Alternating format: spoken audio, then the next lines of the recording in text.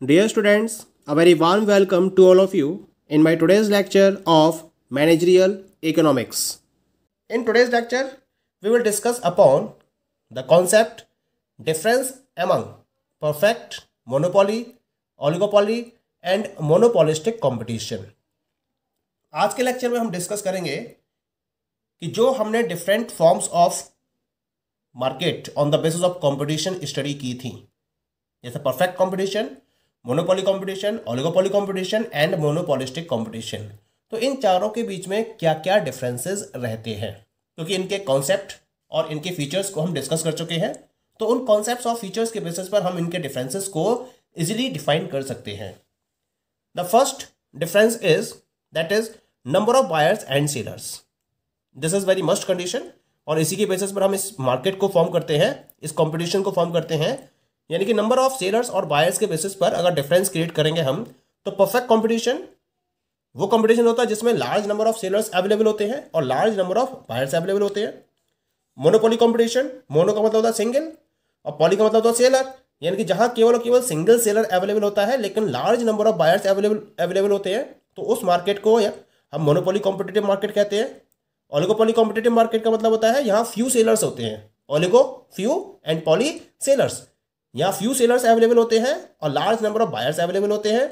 और monopolistic competition, यहाँ large number of sellers and large number of buyers की availability रहती है। Clear? Second one that is product. अगर मैं परफेक्ट कंपटीशन की बात करूंगा तो जितनी भी परफेक्टली कॉम्पिटिटिव फर्म्स हैं वो केवल और केवल होमोजीनियस प्रोडक्ट्स को सेल करती हैं। ये इस पर्टिकुलर कंपटीशन के लिए मस्ट कंडीशन है। ठीक है? जबकि मोनोपोली कंपटीशन में जो मोनोपोलिस्ट है ये उस पर डिपेंड करता है, वो चाहे तो होमोजीनियस प्रोडक्ट्स को भी डेवलप कर सकता है या फिर वो केवल और केवल डिफरेंशिएटेड प्रोडक्ट्स को भी डेवलप कर सकता है। It is depending upon that particular monopolist with in the market कि वो डिफरेंट टेरिटरीज में, डिफरेंट एरियाज में होमोजीनियस प्रोडक्ट्स को प्रोड्यूस करेगा, उन्हें प्रोवाइड करेगा, या फिर वो डिफरेंशिएटेड प्रोडक्ट्स को प्रोवाइड करेगा। ठीक है? Next one is the oligopoly competition. Oligopoly competition में होमोजीनियस और डिफरेंशिएटेड दोनों तरह के प्रोडक्ट्स अवेलेबल हो सकते हैं। अगर परफेक्ट ओलिगोपोली है तो वहां होमोजीनियस प्रोडक्ट्स को प्रोड्यूस किया जा रहा होगा, और अगर डिफरेंशिएटेड ओलिगोपोली है तो वहां डिफरेंशिएटेड प्रोडक्ट्स को प्रोड्यूस किया जा रहा होगा। Point is clear? जबकि अगर मैं मोनोपोलिस्टिक कंपटीशन की बात करूंगा तो यहां केवल और केवल डिफरेंशिएटेड प्रोडक्ट्स को प्रोड्यूस किया जाता है by each and every firm, यानी जितनी भी फर्म्स हैं वो केवल और केवल डिफरेंशिएटेड प्रोडक्ट्स को प्रोड्यूस कर रही होती हैं। ठीक है? तो product differentiation is the main feature of the monopolistic competition. Third one, entry and exit conditions. Perfect competition की बात करेंगे तो परफेक्ट कंपटीशन में किसी भी टाइप का कोई भी रेस्ट्रिक्शन नहीं होता है, ना तो कोई नेचुरल रेस्ट्रिक्शन होता है और ना ही कोई लीगल रेस्ट्रिक्शन होता है। इस पर्टिकुलर फीचर के पॉइंट ऑफ व्यू से कोई भी नई फर्म परफेक्ट मार्केट में जब आना चाहे तब आ सकती है, और कोई भी एग्जिस्टिंग फर्म जब इंडस्ट्री को लीव करना चाहे, लेफ्ट करना चाहे, एग्जिट करना चाहे, तब वो एग्जिट कर सकती है। इसके लिए कोई भी रेस्ट्रिक्शंस नहीं रहते हैं। वही मोनोपोली कंपटीशन में क्या होता है, यहां नई फर्म्स की एंट्री पर हाई लेवल के रेस्ट्रिक्शंस होते हैं। ये चाहे नेचुरल रेस्ट्रिक्शंस हो या फिर ये लीगल रेस्ट्रिक्शंस हो, लेकिन इन रेस्ट्रिक्शंस की वजह से कोई भी नई फर्म मोनोपोली मार्केट में अपने ऑपरेशंस को स्टार्ट करने के लिए एंटर नहीं कर सकती एट एनी कॉस्ट।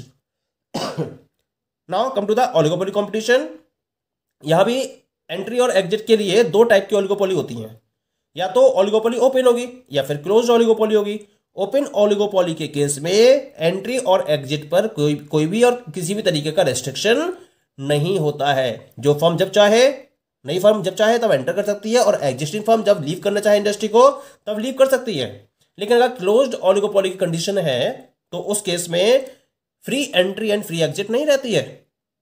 उस केस में रेस्ट्रिक्शंस इंपोज्ड होते हैं और कोई भी नई फर्म नहीं आ सकती, और किसी पुरानी फर्म के एग्जिट करने का कोई भी क्वेश्चन नहीं रहता है। क्लियर? वही मोनोपोलिस्टिक मार्केट की बात करेंगे तो इसमें बिल्कुल सेम परफेक्ट मार्केट वाली कंडीशन होती है, फ्री एंट्री और फ्री एग्जिट रहती है।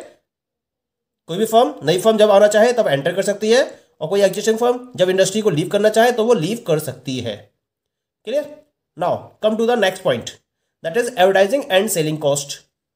एडवर्टाइजिंग और सेलिंग, परफेक्ट मार्केट में there is absence of the advertising and selling cost, क्योंकि यहां पर क्या माना गया है, यूनिफॉर्म प्राइस पर ऑपरेट किया जाता है।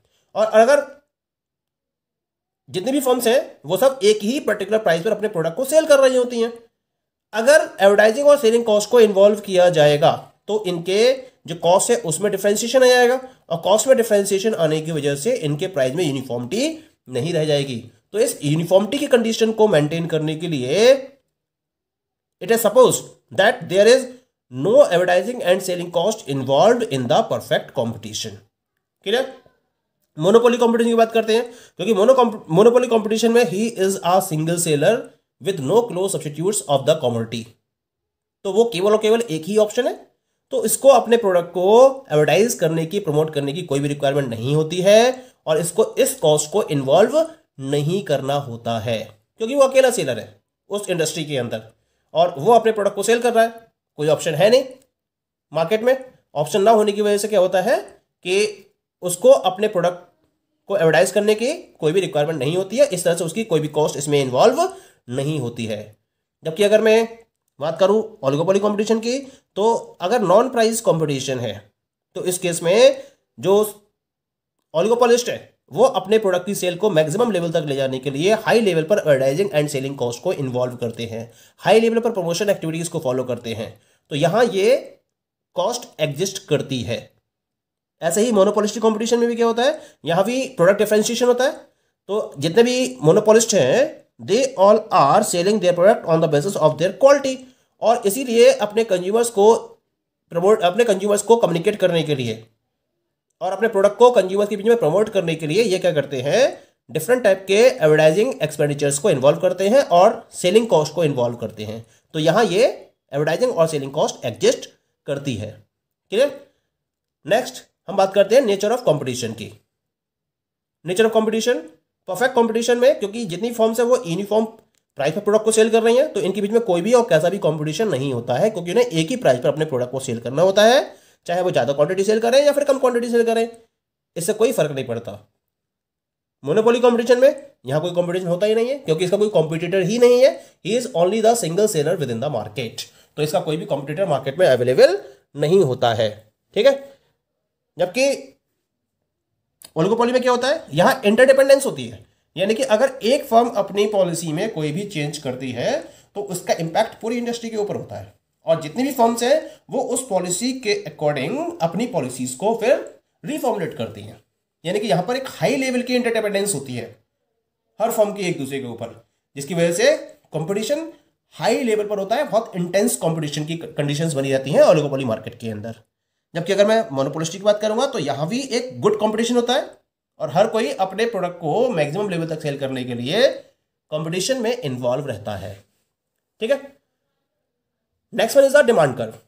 अगर मैं डिमांड कर्व के पॉइंट ऑफ व्यू से डिफरेंस क्रिएट करूं तो परफेक्ट कंपटीशन में, क्योंकि यूनिफॉर्म प्राइस पर सेल कर रहे हैं जितनी भी फर्म्स हैं परफेक्ट मार्केट के अंदर, तो इनका जो एवरेज वैल्यू कर्व या फिर हम डिमांड कर्व की बात करें, it is parallel to X axis.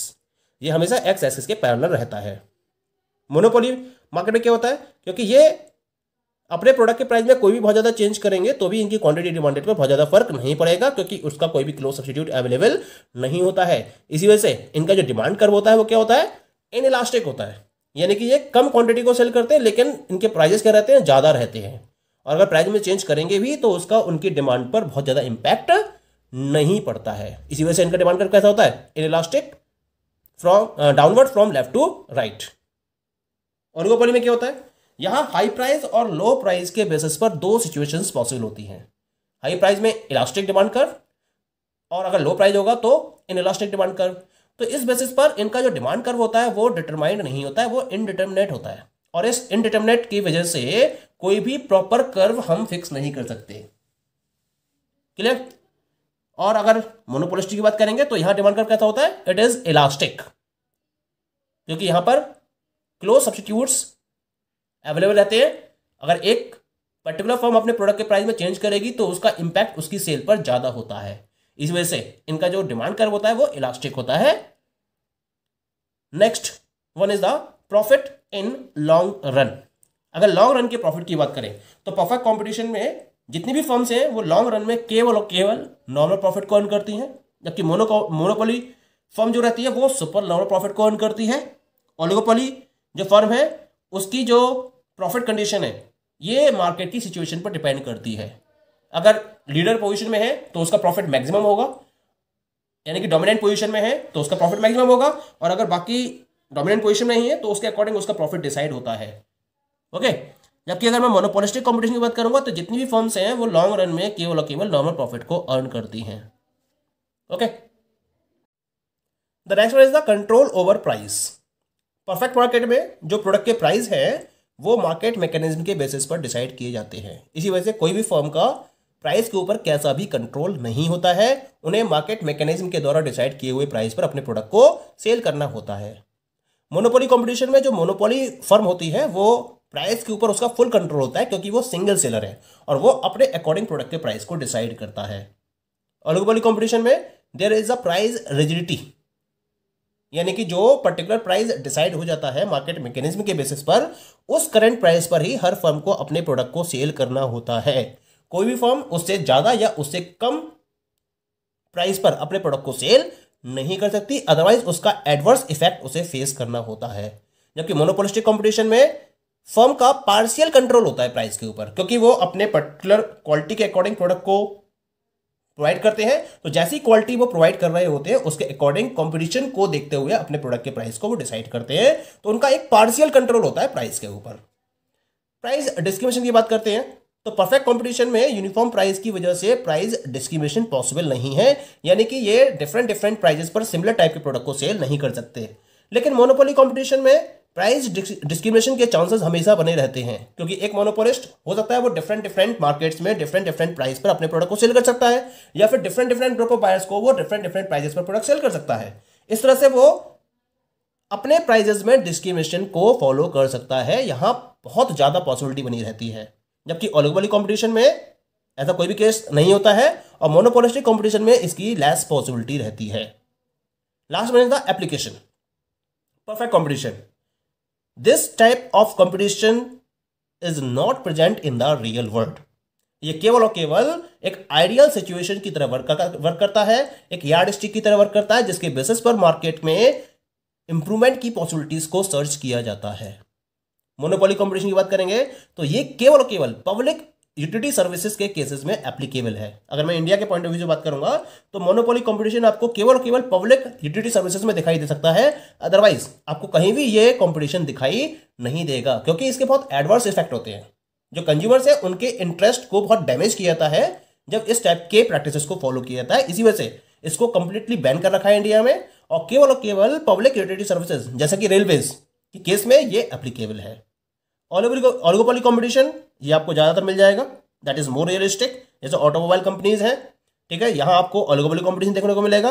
और monopolistic competition that is maximum available in each and every industry.